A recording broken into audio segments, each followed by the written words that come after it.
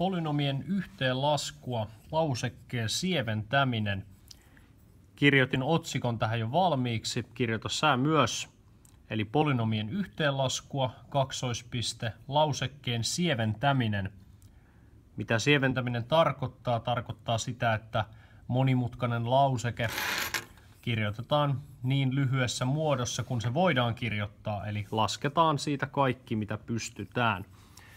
Ja esimerkki, sievennä lauseke 2x toiseen miinus suluissa x plus 2 plus 3 miinus suluissa 4x toiseen plus 2x miinus 1 ja laske sen arvo, kun x on 0 tai 1 tai miinus 1 tai puoli ja sitten 0,2. Eli 5 erillistä laskua tässä on ja sitten tuo lausekkeen sieventäminen. Tällaisissa tehtävissä, missä on itse asiassa useampi tehtävä, niin tehdään jokainen niistä tehtävistä.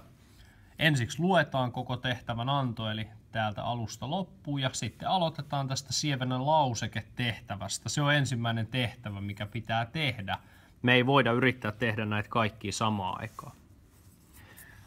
Ja jos me lähdetään sieventämään tätä, niin katsotaan ensiksi, tuolla on 2x toiseen ja tuolla on miinus 4x toiseen.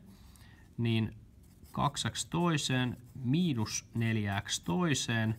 Etsitään kaikki korkeimman asteen termit, eli ne missä on korkein x:n potenssi. Se näyttäisi olevan nyt 2, eli x toiseen. Tuolla on myös x toiseen. Seuraavaksi etsitään kaikki missä on x. Tuolla on miinus x. Sitten täällä on miinus plus 2x, niin sinne tulee silloin miinus 2x.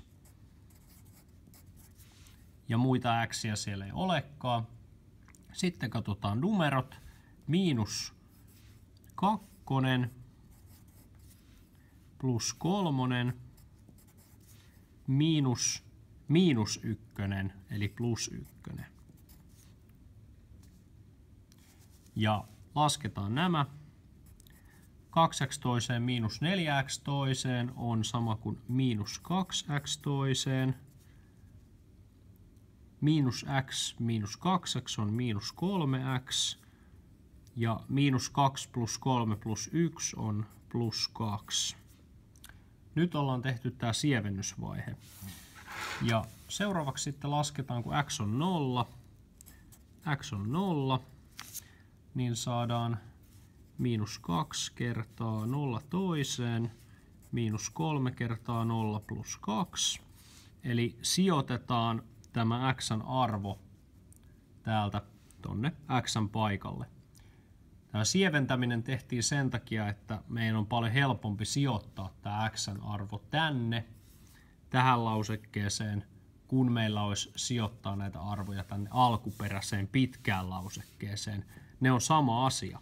Eli tämä lauseke on sama kuin tämä lyhkänen. Me ollaan vaan laskettu sieltä ne, millä me saadaan sitä yksinkertaistettua pikkasen. Palataan takaisin tänne laskuun. X on 0. Saadaan siis lausekkeen arvoksi 2.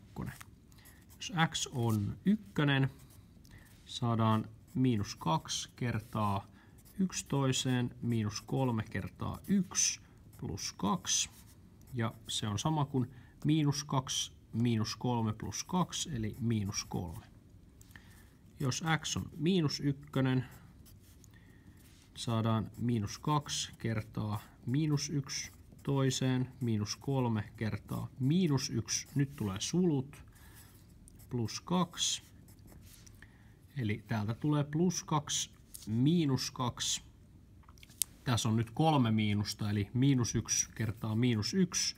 Kertauksena, jos meillä on miinus 1 toiseen silleen, että tämä miinus on tuolla sulun sisällä, niin tämä on sama kuin miinus 1 kertaa miinus 1.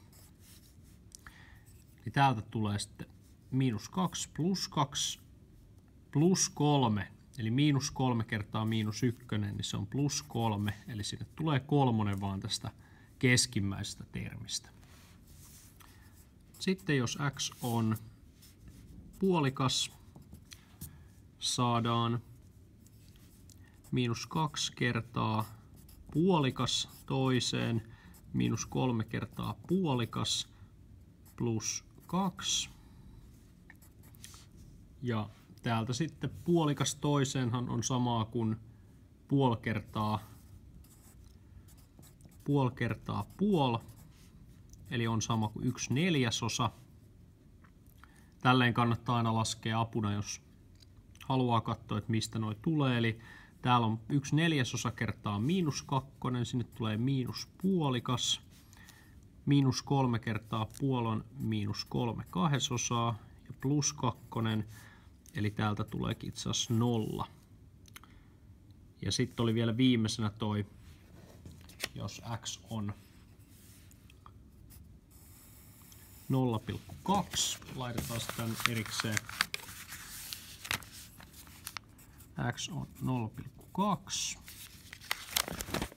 ja silloin sinne tulee -2 kertaa 0,2 toiseen, -3 kertaa 0,2 plus 2.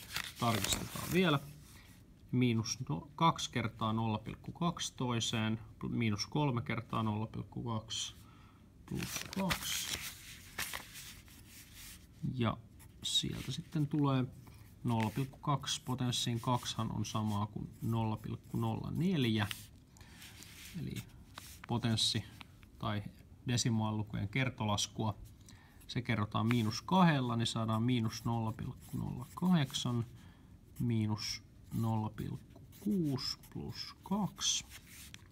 Ja sieltä tulee siis kakkosesta vähennetään -0, nämä voi ajatella tuosta, että -0,68 eli 1,32.